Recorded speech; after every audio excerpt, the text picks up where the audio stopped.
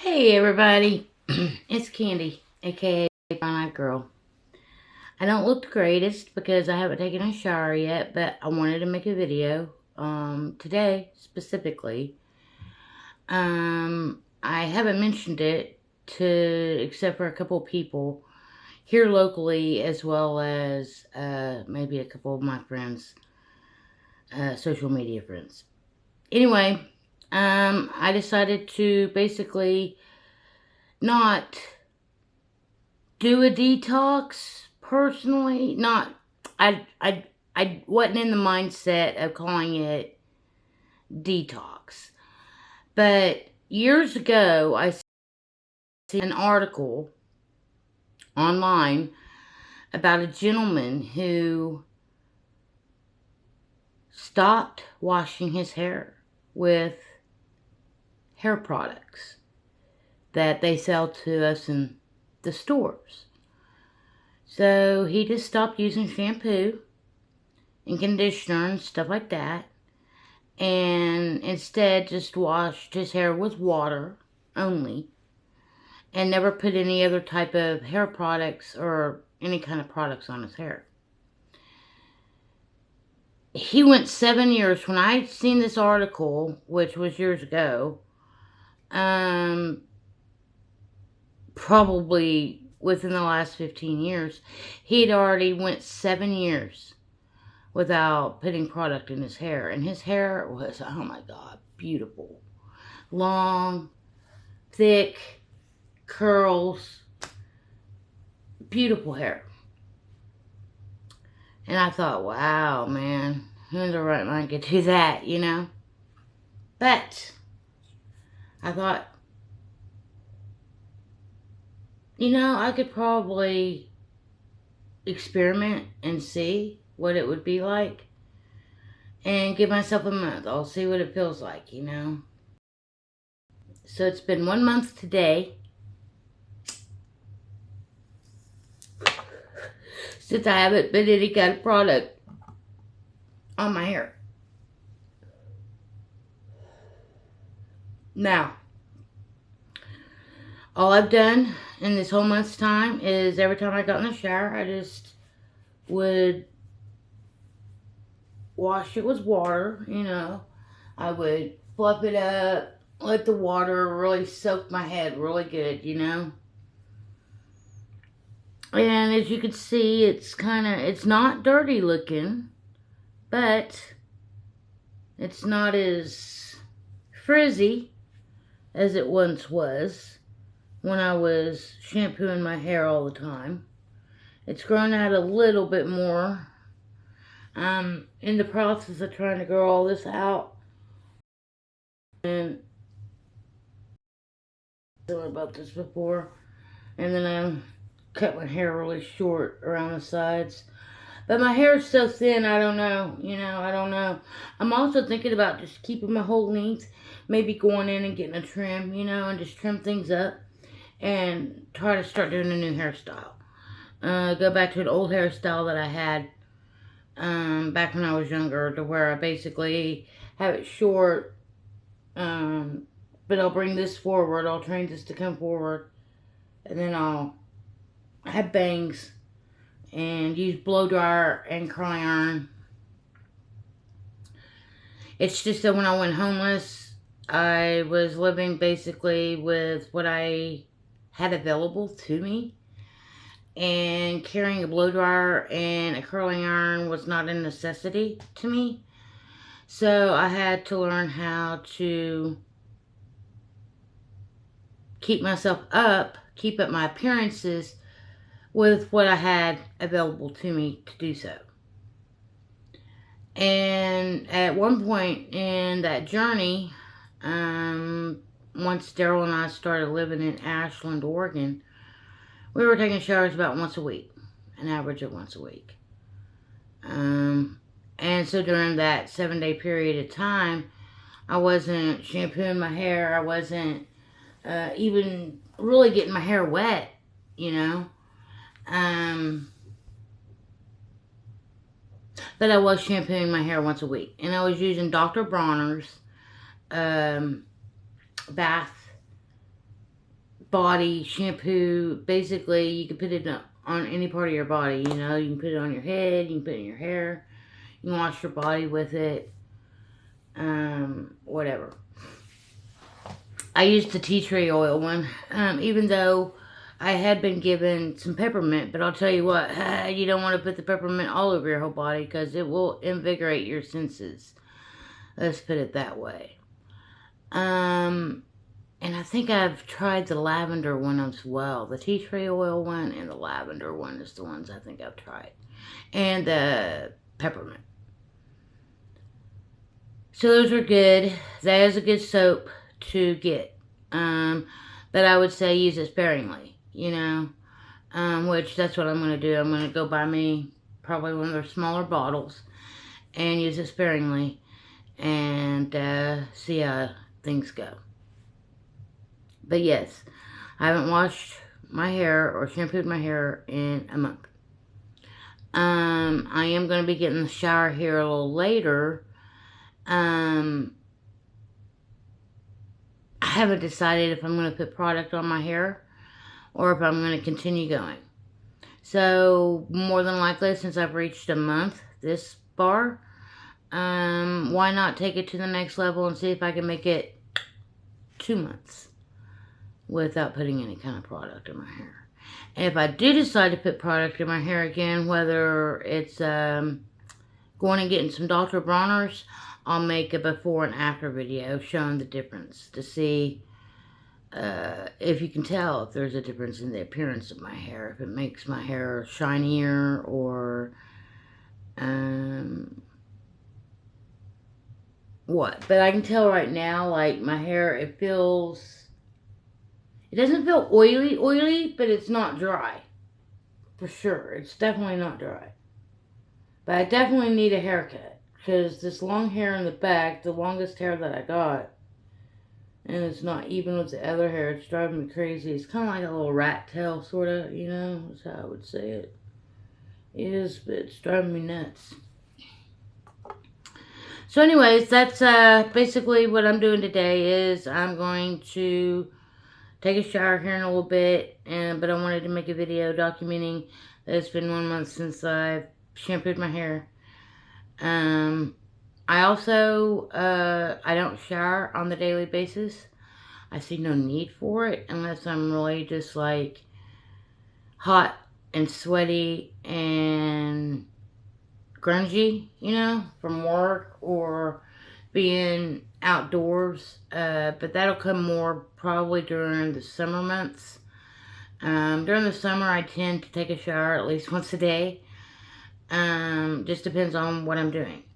But during the winter months, during the fall, I would say into the winter, into early spring, I don't shower as much. But I usually shower at least every other day. I try to go anywhere from 36 to 52 hours in between showers. And a lot of it just depends on my schedule. But I have tried to even get that to the point where my work schedule, where it doesn't really interrupt my work schedule that much. Like today, I'll take a shower today. I'll go back to work tomorrow. And I probably won't take a shower until Saturday before work or Saturday after work. That would put me at like the 48-hour mark, around that point. So if I take a shower this evening, yeah. Anyway. And then that'd be Saturday night, and then I wouldn't have to take another one until Monday night. And like I did this week, Monday night I was so tired after work. I didn't even have the energy to take a shower, so I just waited and got up the next morning and took one Tuesday morning. And that was the last time I took one. It was Tuesday morning, so... Anyways, this video isn't... You know, it's just basically for educational purposes, I suppose. Kind of experimental, you know, that I'm doing with my own self. Not to push off onto anybody else or anything like that, you know what I'm saying? Just... something I'm trying out for me and thought I would share with others just so I could keep people abreast of the situation. And anybody finds it interesting, they conduct their own experimentation in their own ways, you know. I always find experimentation's a good thing in certain ways. Because then you know the truth, you know what I mean? Like, if you see something online and you're unsure about what they're telling you is the truth or not, and it's something that you can verify yourself by doing the experiment yourself, then by all means, I'd say go for it. Because that's basically what I've done. Taking my own personal experiences from the past with information that I'd read about and seen with my eyes, and decided to do it myself this go around now that I'm in the space I'm in.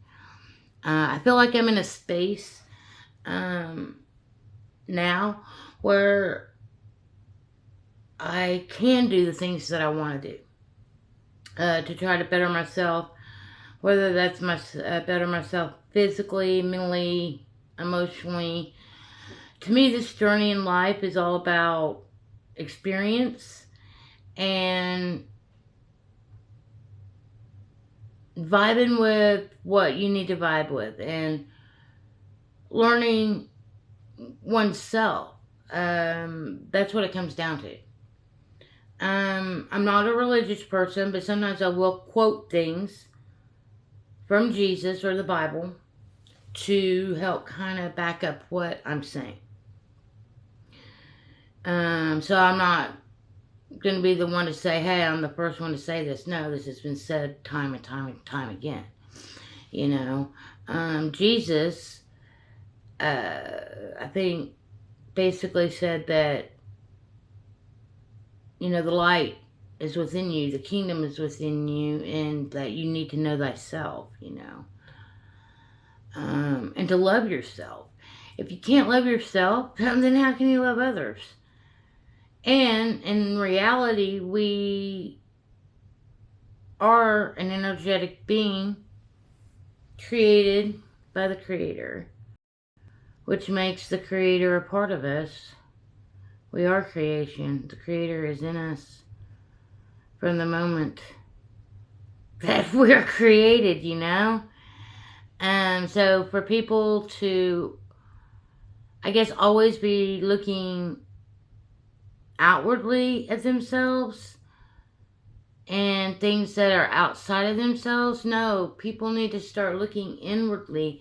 Even Jesus said that it's not about the two eyes that we have on the physical, in our physical body. It's all about the one eye that we can't physically see is the one we use, that we need to utilize. That takes us to places that we can never see with our physical eyes. The kingdom's within. That's why it says that the flesh cannot inherit the kingdom or go into the kingdom. Why? Because the kingdom's within the flesh. It's not something that can obtain. But people are so programmed and indoctrinated into believing in things that are outside of themselves. Jesus wasn't teaching us about things on the outside of ourselves. He was teaching us about things on the inside of ourselves. Everything's inward, not outward. I might look this way on the outside, but inwardly I might not even come close to how my physical appearance is. Like, I don't sit here and think about what I look like. And I don't sit here and try to put myself in one category or another, whether that's masculine or feminine.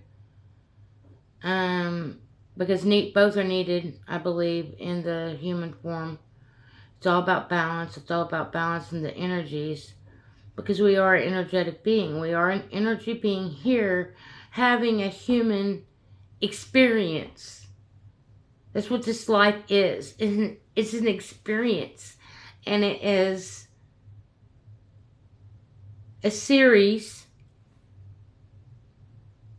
of lessons as long as you are in the fleshly vessel.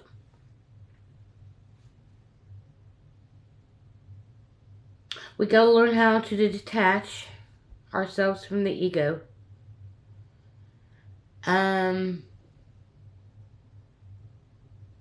we aren't the ego. And how we know if we're an ego, I believe, is if we are caught up in the past or in the present or future. If we're in this here and now moment, then I truly believe that's where ego can't go. It's the here and the now. The ego's always trying to pull us out of the here and the now, because when we're in the here and the now, we are connected with our true self, our higher consciousness, who we truly are, realizing the things we realize. Some people, some humans here on earth, feel like they are just a human trying to achieve a spiritual achievement. That they have to do something as a human to either live in heaven or be cast in hell after they die. To me, that's the furthest thing from the truth, you know?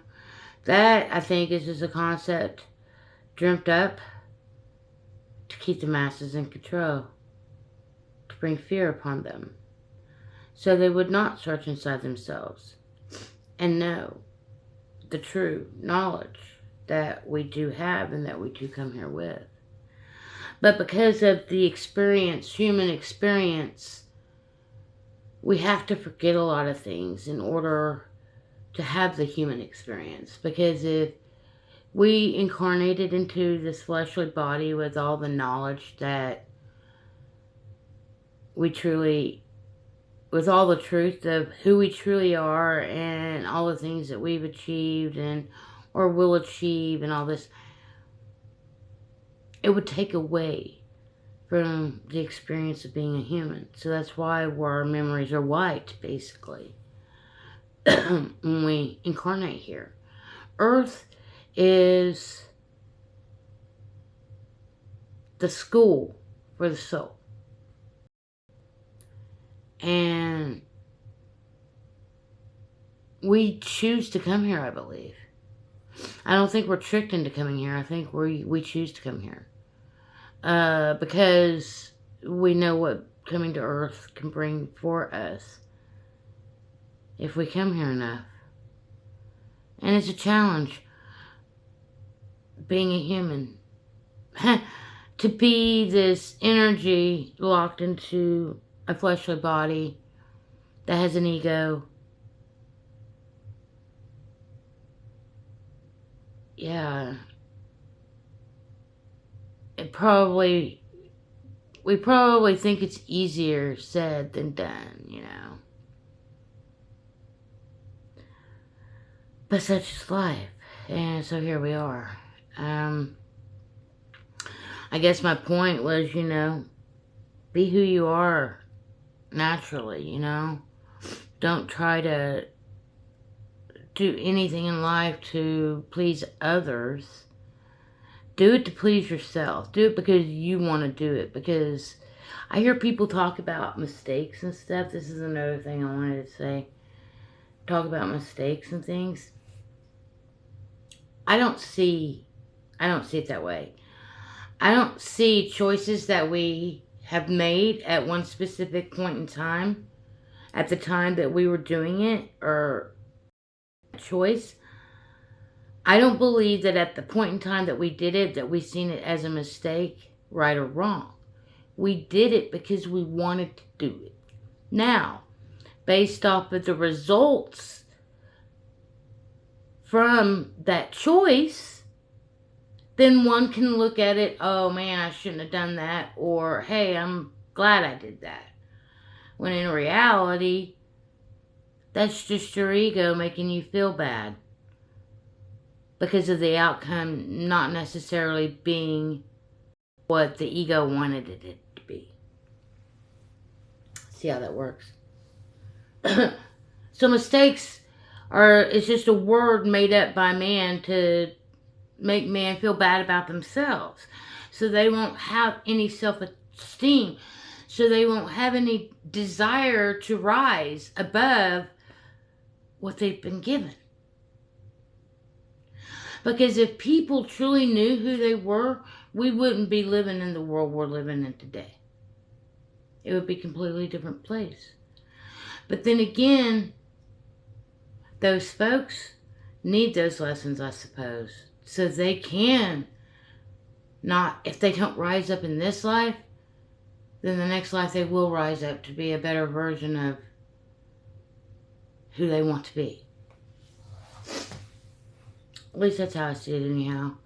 I try not to worry about too much about what I've done in my past or what I might do in my future. I try to just always stay as close to middle ground as possible. And that's another thing. I do believe that when you're on the right path, you are going to be given signs to let you know if you're on the right path or not. I live in the center of America. Not like right dead center in America, but I don't live on the East Coast and I don't live on the West Coast. I live in the middle of the country. I've been on the West Coast before. I've lived on the West Coast before. In fact, I even lived on Ocean Beach. I lived at Ocean Beach, San Diego. I was right there on the Pacific Ocean. I could dip my feet in the ocean every day if I wanted. And I've been on the East Coast, traveling as far north as Kitty Hawk, North Carolina, all the way down to like midpoint, Florida. And I have dipped my toes in the Atlantic Ocean in a couple of different places along the coastline on the East Coast. And then I've also dipped my toes in the Gulf of Mexico a couple of times in my life too, when I was in Galveston a couple of different times.